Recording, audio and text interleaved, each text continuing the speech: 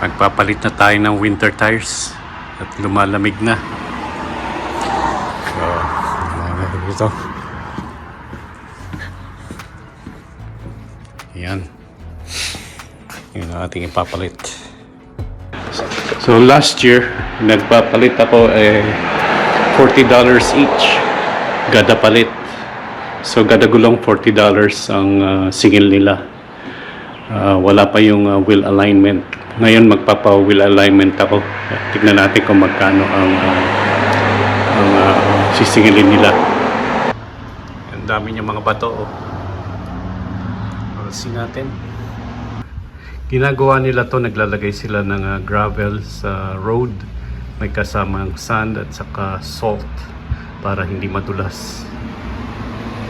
Checkin na rin natin kung may pako.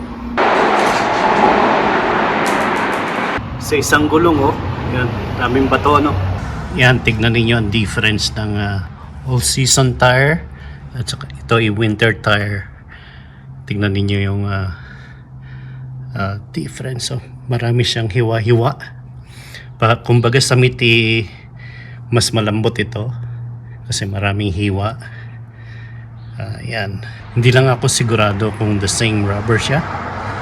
Pero yan ang difference. Marami siyang hiwa. Yung all-season tire. Yan. Iba siya.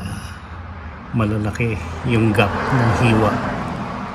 Dito, malalapit siya. Kaya malambot. Malambot, meaning kaya siya malambot para nakaka-grab sa semento sa malamig na weather.